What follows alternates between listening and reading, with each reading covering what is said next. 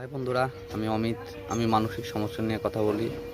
তো আজকে আমি বাড়ি থেকে অনেকটা দূরে আছি, জানো তো। আমি বাড়ি থেকে আজকে মোটামুটি 30 কিলোমিটার দূরে আছি, যেটা আমি আগে আসতে পারতাম না এতটা দূরে। তো আমি আসার সময় না রাস্তায় দেখলাম যে অনেক মানুষ রাস্তার ধারে ওই যে যারা তোমার যাযাবর টাইপের হয় না, যে এখান থেকে সেখানে, সেখান থেকে আরেক জায়গায় গিয়ে পলাথিনের একটা কুড়ি ঘর করে থাকে।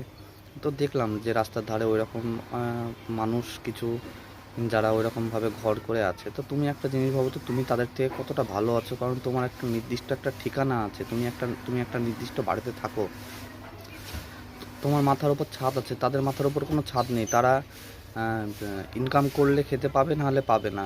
তো তাদেরকে সকালবেলায় ঘুম থেকে উঠে প্রথমে ফার্স্ট তাদের যে চিন্তাটা হয় যে কীভাবে খাবো, কীভাবে ইনকাম করব। তাদের কত বাচ্চা বাচ্চা কত কত ছোট ছোট বাচ্চা আছে। তো সেই বাচ্চাগুলো দেখছি সেই মানে কেমনভাবে সব বেড়াচ্ছে। তো তুমি একটা জিনিস ভাবো তো বন্ধুরা, যে তুমি তাদের থেকে কতটা ভালো আছো।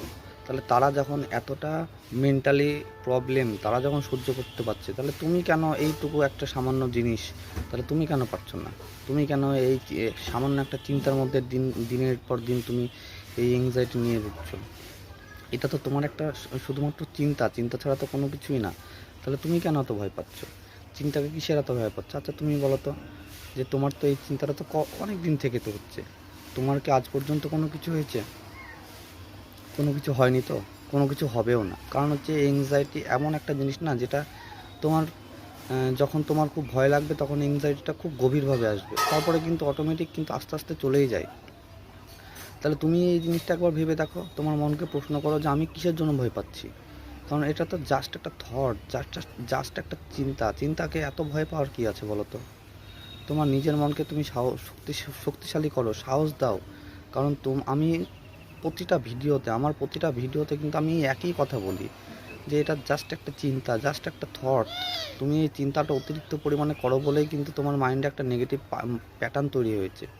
আমার প্রতিটা ভিডিওতে কিন্তু আমি একই কথা বলি, খুব জোর দিয়ে বলি। কিন্তু আমি আমি আমি এটাও বলি যে 100% তোমরা ঠিক হয়ে যাবে, যদি আমার কথাগুলো যদি একটু শুনে চলো। এতটা বলার পরেও তোমরা কেন শুনছো না? একটু শুনে দেখো। আমি নিজে রিকভার হয়েছি, তোমরা কেন পারবে না বলো? আমি রিকভার হয়ে আজকে আমি খুব ভালো আছি। অবশ্যই তোমরা পারবে, তোমাদের মনে প্রচুর সাহস আছে আমি জানি। কিন্তু একটু জিনিসটা বুঝতে হবে, একটু বোঝো।